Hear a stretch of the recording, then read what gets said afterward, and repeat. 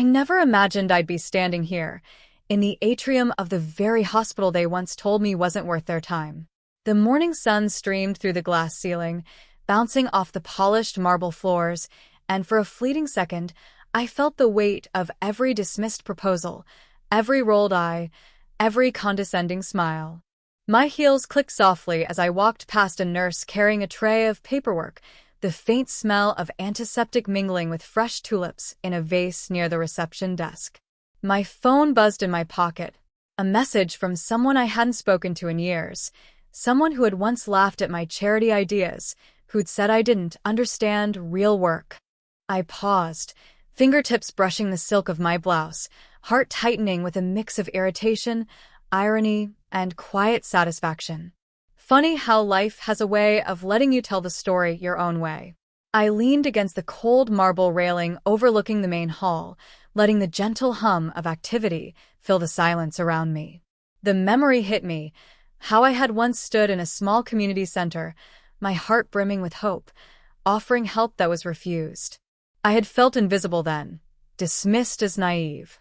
But today, standing here, I was far from invisible. Every patient walking these halls, every piece of art on these walls, every corner of this building, it all carried a silent message. I had succeeded on my own terms. And now, as I read that familiar name lighting up my phone, I felt the old hurt surface, quickly tempered by the steel of accomplishment. It was time. Time to see if they remembered me, or if they'd realize, too late, the difference between ignoring someone and underestimating them. I remember the day like it was yesterday, though it was over a decade ago. I was 23, full of fire and ideas, clutching a folder of handwritten proposals for a small community health initiative I wanted to launch. My parents' dining room had been my makeshift office, papers strewn across the polished oak table, and I had rehearsed my pitch 100 times in front of the mirror. I thought I was ready for the world, but the world, or at least the people I loved most, wasn't ready for me. When I presented my plan to my parents and their closest friends, I had expected some skepticism. But what I got was far worse. Laughter. "You don't understand how hospitals work," my father said, shaking his head. "These people aren't going to let a girl your age tell them what to do." My mother's silence was even worse. It was the quiet disappointment that felt like a weight pressing down on my chest. My hands shook as I closed my folder, my stomach twisting into knots, my cheeks burning. The lump in my throat made me swallow hard, but no words could erase the sting. I remember retreating to my grandmother's tiny sunroom afterward. The smell of jasmine tea lingered in the air, and the afternoon light caught dust particles floating lazily around her bookshelves. She sat me down, taking my hands into her own, and said, "Darling, people will always underestimate what they can't see. Don't let them decide your worth. Find your own way, even if it scares you." She pressed a delicate locket into my palm, her own, worn and tarnished over the years. "Whenever you feel small, hold on to this. It's a reminder that strength often comes from persistence, not permission." That evening, I walked back to my little apartment, the city lights flickering like distant stars outside my window. I remember the resolve that settled into my chest, slow and heavy at first, then fierce and unyielding. I vowed that I would find a way to make a difference on my terms, without needing anyone's approval. If they couldn't see the value in my help, I would create my own path, one that couldn't be ignored. And so, what began as rejection became my motivation. Every no I heard, every eye rolled, every dismissive comment became fuel. I had no blueprint, no guide, just a stubborn determination and my grandmother's locket, a tiny symbol of a promise I intended to keep. I would succeed, quietly but completely, until one day they would see, and they would understand. The first few months after I left home were brutal. I rented a tiny studio apartment in Boston, its single window looking out over a brick alleyway where garbage trucks rumbled every morning. My grandmother's locket rested against my chest every day, a quiet reminder that I was no longer seeking permission. I was seeking results.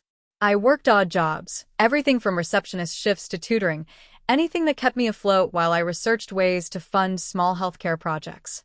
It was during one of those long nights, sitting in a coffee shop with my laptop and a thermos of black coffee, that I met Mrs. Keller, a retired hospital administrator, who took one look at my notes and said, "You've got ideas, but what you need is structure and a little belief from someone who's been around the block." She became my mentor, showing me how to navigate nonprofit grants, connect with donors, and pitch initiatives without letting fear paralyze me. Even with her guidance, the work was exhausting. I remember nights when I cried into the cheap pillow of my studio apartment, questioning whether I had overestimated myself. Self-doubt crept in like an unwelcome guest, whispering that I was too young, too inexperienced, too naive. But every time it surfaced, I touched my locket and reminded myself, persistence beats permission. My first victory came quietly. A small local clinic agreed to partner with me on a weekend vaccination drive.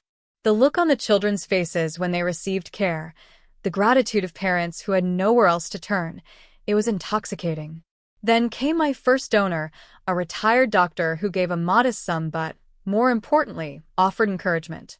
Slowly, I began to see the puzzle pieces fall into place. Years passed.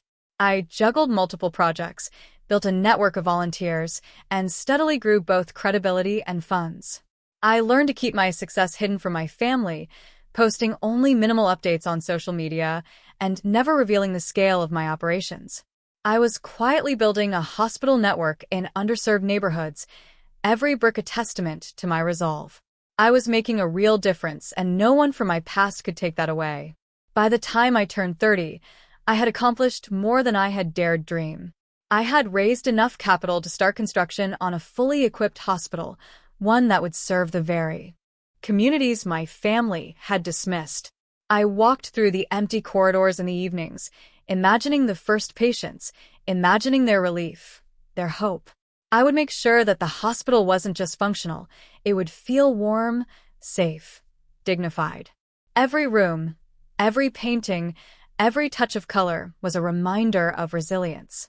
And yet, despite all this, there was still a quiet thrill in knowing the ones who had once laughed at my charity ideas had no idea what I was capable of. I wasn't seeking revenge, far from it, but I savored the knowledge that one day, when they stepped inside these walls, they would witness the tangible results of a woman they had underestimated. The day they showed up, I knew immediately they had no clue what awaited them.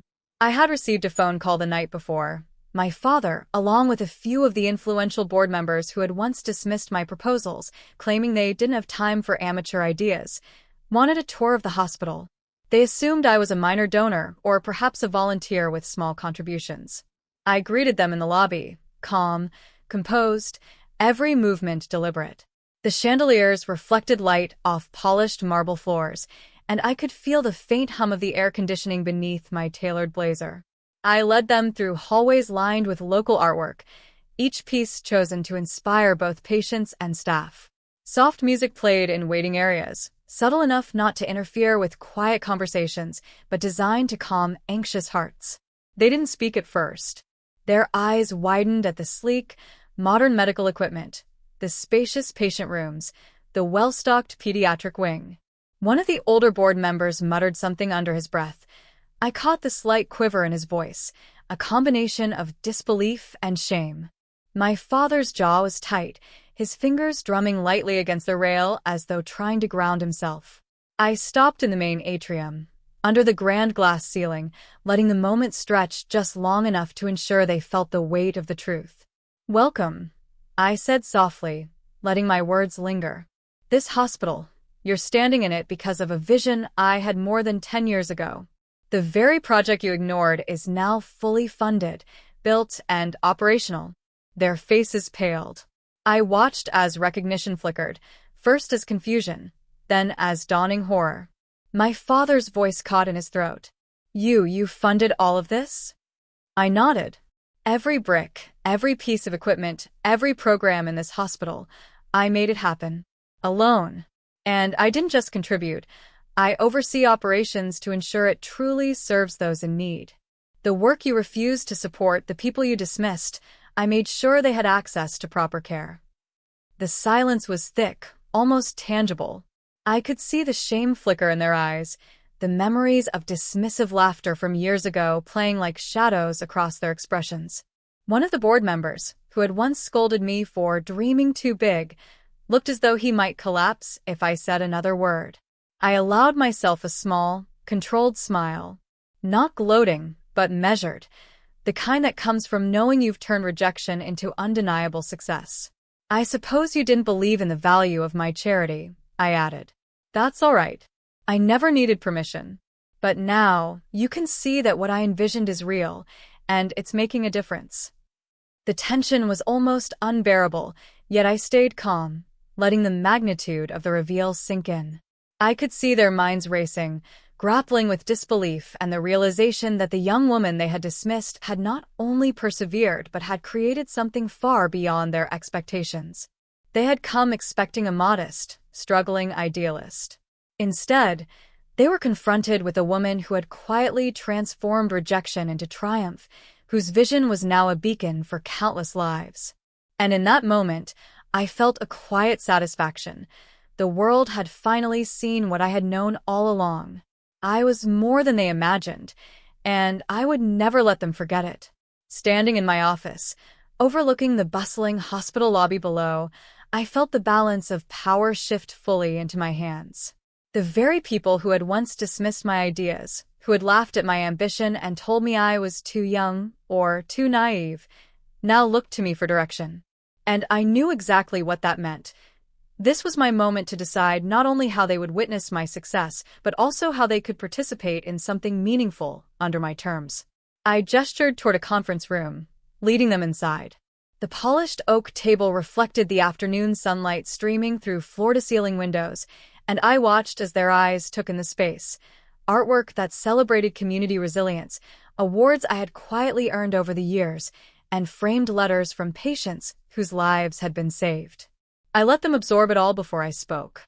"I'm willing to help each of you," I began, my voice calm but firm, "but only if you meet the conditions I set. No shortcuts. No lip service. Real commitment." I started with my father.